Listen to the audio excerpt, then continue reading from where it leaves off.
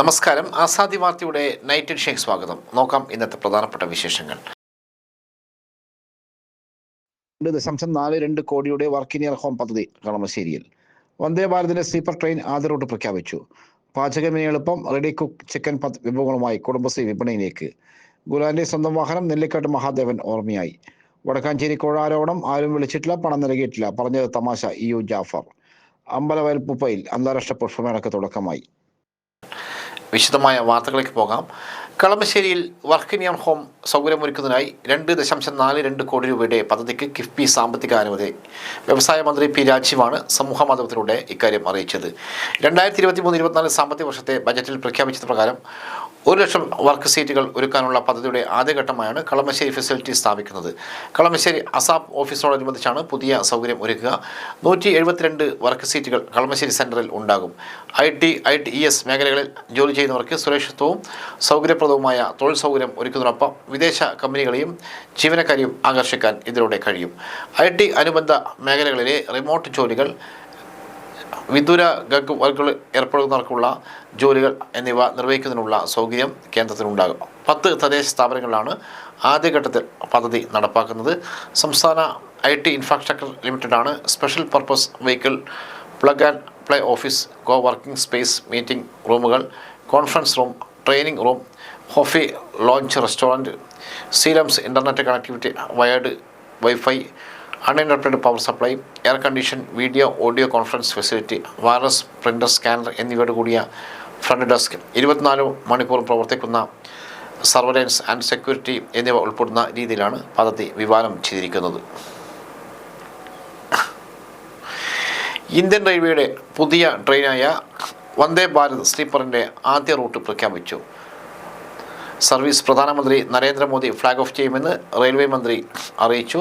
അതേസമയം എന്നു മുതലാണ് സർവീസ് ആരംഭിക്കുക എന്നത് വ്യക്തമാക്കിയിട്ടില്ല. ഗുവാഹത്തി കൊൽക്കത്ത റൂട്ടിലാണ് രാജ്യത്തെ ആദ്യത്തെ Vande Bharat sleeper train service നടത്തുകയെന്ന് റെയിൽവേ മന്ത്രി അശ്വനി വൈഷ്ണവ് പറഞ്ഞു. 16 കോച്ചുകളായി വന്ദേ ഭാരത് സ്ലീപ്പർ ട്രെയിനാണുള്ളത്. 11 3 ടയർ AC കോച്ചുകൾ, 4 2 ടയർ AC കോച്ചുകൾ, 1 ഫാസ്റ്റ് AC കോച്ചുകൾ എന്നിവയാണ് ഇതിൽ ഒരുക്കിയിട്ടുള്ളത്. ആകെ 823 യാത്രക്കാർക്ക് സഞ്ചരിക്കാനാകും. പരീക്ഷണ ഓട്ടമടക്കമുള്ള എല്ലാ പരിശോധനകളും വിജയകരമായി പൂർത്തീകരിച്ചതായും മന്ത്രി അറിയിച്ചു.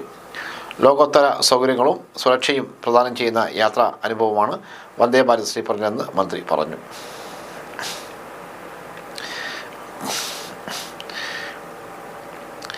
വീട്ടമ്മമാർക്കും ഉദ്യോഗസ്ഥർക്കും ഒരുപോലെ ആശ്വാസമേകുന്ന പുതിയ പദ്ധതിയുമായി കുടുംബശ്രീ. റെഡി ടു കുക്ക് വിഭാഗത്തിൽപ്പെട്ട വൈവിധ്യമാർന്ന ചിക്കൻ വിഭവങ്ങളാണ് കുടുംബശ്രീ വിപണിയിൽ എത്തിക്കുന്നത്.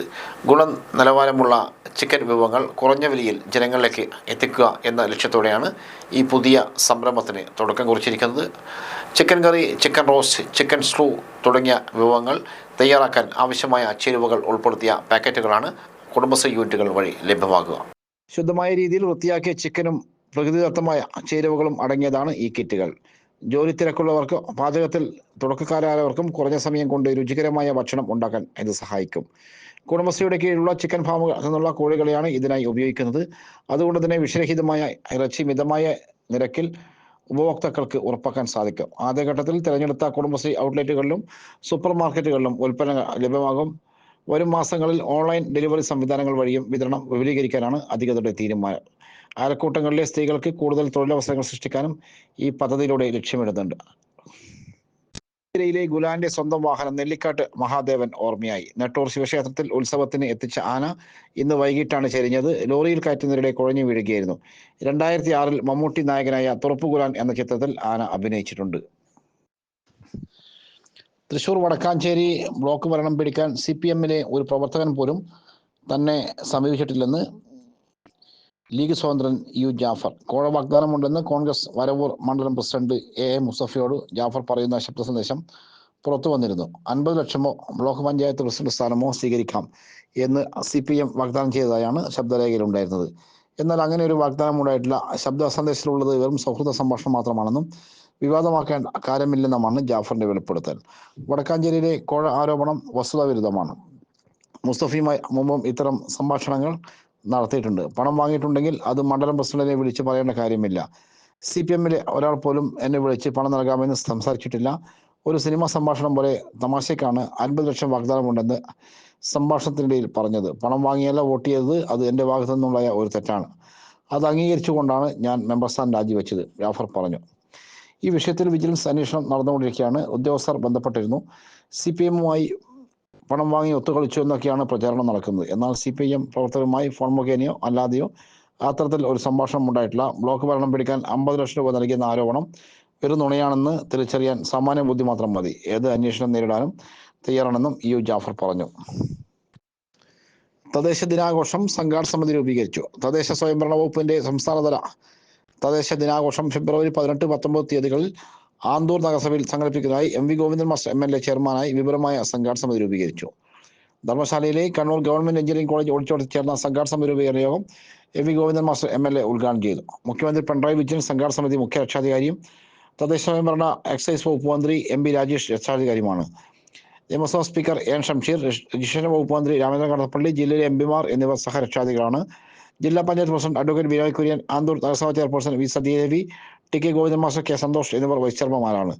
തദ്ദേശ സ്വയംഭരണ വകുപ്പ് principal secretary Tinku Biswal general കൺവീനറും സ്പെഷ്യൽ സെക്രട്ടറി TV അനുപമ കോർഡിനേറ്ററുമാണ്. വിവിധ ഉപസമിതികളും രൂപവത്കരിച്ചു. യോഗത്തിൽ ആന്തൂർ നഗരസഭാ ചെയർപേഴ്സൺ V സതീദേവി അധ്യക്ഷയായി. ജില്ലാ panchayat president advocate Binoy Kurian, Taliparamba block panchayat president Jessy Shiji Pettakkatt, തദ്ദേശ സ്വയംഭരണ വകുപ്പ് additional director MP Ajith Kumar, ജില്ലാ joint director TJ Arun, Anthoor നഗരസഭ അംഗം K മനോജ് കുമാർ എന്നിവർ സംസാരിച്ചു. കണ്ണൂർ പുഷ്പോത്സവം ലോഗോ പ്രകാശനം ചെയ്തു. കണ്ണൂർ ജില്ലാ അഗ്രി ഹോർട്ടിക്കൾച്ചർ സൊസൈറ്റി സംഘടിപ്പിക്കുന്ന കണ്ണൂർ പുഷ്പോത്സവത്തിൻ്റെ logo city police commissioner Nithin Raj P പ്രകാശനം ചെയ്തു. ജനറൽ കൺവീനർ PV രത്നാകരൻ ഏറ്റുവാങ്ങി. ഡോക്ടർ KC വത്സല അധ്യക്ഷയായി. EG ഉണ്ണികൃഷ്ണൻ, പ്രമോദ് കരിവാത്ത് എന്നിവർ സംസാരിച്ചു. MK മൃദുൽ സ്വാഗതവും ET സാവിത്രി നന്ദിയും പറഞ്ഞു. കണ്ണൂർ പോലീസ് മൈതാനിയിൽ ജനുവരി 22-ന് ആരംഭിക്കുന്ന പുഷ്പോത്സവം ഫെബ്രുവരി 3-ന് സമാപിക്കും. നിയമസഭാ തെരഞ്ഞെടുപ്പ് EVM VVPAT പരിശോധന ശനിയാഴ്ച. 2026 നിയമസഭാ തെരഞ്ഞെടുപ്പിനുള്ള ഇലക്ട്രോണിക് വോട്ടിംഗ് മെഷീൻ EVM-കളുടെയും VVPAT-കളുടെയും ഒന്നാം ഘട്ട പരിശോധന ജനുവരി 3-ന് രാവിലെ 9 മണി മുതൽ കണ്ണൂർ താലൂക്ക് ഓഫീസ് കോമ്പൗണ്ടിലെ EVM വെയർഹൗസിൽ ആരംഭിക്കും. ഓരോ തെരഞ്ഞെടുപ്പിന് മുമ്പും തെരഞ്ഞെടുപ്പിൽ ഉപയോഗിക്കേണ്ട EVM-കളുടെയും VVPAT-കളുടെയും പരിശോധന ബന്ധപ്പെട്ട നിർമ്മാതാവിൻ്റെ അംഗീകൃത എഞ്ചിനീയർമാർ ജില്ലാ തെരഞ്ഞെടുപ്പ് ഓഫീസറുടെ മേൽനോട്ടത്തിലാണ് നടത്തുന്നത്. FLC പാസായ EVM-കളും VVPAT-കളും മാത്രമേ തിരഞ്ഞെടുപ്പിൽ ഉപയോഗിക്കുകയുള്ളൂ. FLC-യുമായി ബന്ധപ്പെട്ട നടപടിക്രമങ്ങൾ EVM മാനുവലിൽ പരാമർശിച്ചിട്ടുണ്ട്. ഇത് ഇലക്ഷൻ കമ്മീഷൻ ഓഫ് ഇന്ത്യയുടെ വെബ്സൈറ്റിൽ ലഭ്യമാകണം. ഇന്ത്യൻ തെരഞ്ഞെടുപ്പ് കമ്മീഷൻ്റെ നിർദ്ദേശങ്ങൾ അനുസരിച്ച് EVM-കളുടെയും VVPAT-കളുടെയും FLC നടത്തുന്നതിനുള്ള എല്ലാ ക്രമീകരണങ്ങളും സജ്ജീകരിച്ചിട്ടുണ്ട്. ജില്ലാ തെരഞ്ഞെടുപ്പ് officer, chief electoral officer, Indian തെരഞ്ഞെടുപ്പ് കമ്മീഷണർ എന്നീ തലങ്ങളിൽ FLC പ്രക്രിയ നിരീക്ഷിക്കപ്പെടുന്നതാണ്. FLC-യുമായി ബന്ധപ്പെട്ട നടപടിക്രമങ്ങൾ വീക്ഷിക്കുന്നതിന് അംഗീകൃത ദേശീയ സംസ്ഥാന രാഷ്ട്രീയ പാർട്ടി പ്രതിനിധികൾക്ക് അറിയിപ്പ് നൽകിയിട്ടുണ്ട്. വയനാട് അമ്പലവയൽ പൂപ്പൊലിക്ക് തുടക്കമായി. 32,000 കർഷകർക്ക് പരിശീലനം നൽകുന്ന, ലക്ഷങ്ങളുടെ സബ്സിഡി നൽകുന്ന കേരയിലൂടെ വയനാട്ടിലെ കാർഷിക മേഖലയിൽ വൻ മാറ്റമുണ്ടെന്ന് മന്ത്രി. വയനാട്ടിലെ കാപ്പി കർഷകർക്ക് കൂടുതൽ പ്രയോജനം ലഭിക്കത്തക്ക രീതിയിൽ കേര പദ്ധതിയിലൂടെ പ്രാധാന്യം നൽകുമെന്ന് കൃഷിമന്ത്രി P പ്രസാദ് പറഞ്ഞു. അന്താരാഷ്ട്ര പുഷ്പമേള പൂപ്പൊലി 2026 അമ്പലവയൽ പ്രാദേശിക കാർഷിക ഗവേഷണ കേന്ദ്രത്തിൽ ഉദ്ഘാടനം നിർവഹിച്ച് സംസാരിക്കുകയായിരുന്നു മന്ത്രി. വയനാടൻ കോഫിക്ക് വളരെയേറെ പ്രത്യേകതയുണ്ട്. പശ്ചിമഘട്ട മലനിരകളിലും കേരളത്തിൻ്റെ പ്രത്യേക കാലാവസ്ഥ കൊണ്ടും വയനാട്ടിലെ കാപ്പി ഏറെ പ്രസിദ്ധമാണ്. കാപ്പി കർഷകരെ കൂടുതൽ പ്രോത്സാഹിപ്പിക്കുന്നതിനായി 2,365 കോടിയുടെ ബൃഹത് പദ്ധതിയായ Kerala climate resilient agri value chain modernisation പദ്ധതിയിലൂടെ സാധിക്കും. 32,000 കർഷകർക്ക് 4 വർഷം കൊണ്ട് പരിശീലനം നൽകും. ജലസേചന, വിപണനം, സർട്ടിഫിക്കേഷൻ വർക്ക്ഷോപ്പുകൾ തുടങ്ങിയവയിൽ കർഷകർക്ക് പരിശീലനം നൽകുമെന്നും മന്ത്രി പറഞ്ഞു. 25 സെൻറ്റ് മുതൽ 10 ഹെക്ടർ വരെയുള്ള കർഷകർക്ക് പദ്ധതിയുടെ ആനുകൂല്യം ലഭിക്കും. 1 ഹെക്ടറിന് 1,15,000 രൂപ വരെ സബ്സിഡിയും ലഭിക്കും. മെച്ചപ്പെട്ട തൈകൾ ഉൽപ്പാദിപ്പിക്കുന്ന നഴ്സറികൾക്കും 6 ലക്ഷം സഹായവും നൽകുമെന്നും മന്ത്രി അറിയിച്ചു. ഇതോടെ ഇന്നത്തെ ആസാദി വാർത്തകൾ സമാപിക്കുന്നു. വീണ്ടും നാളെ കാണാം. നന്ദി, നമസ്കാരം.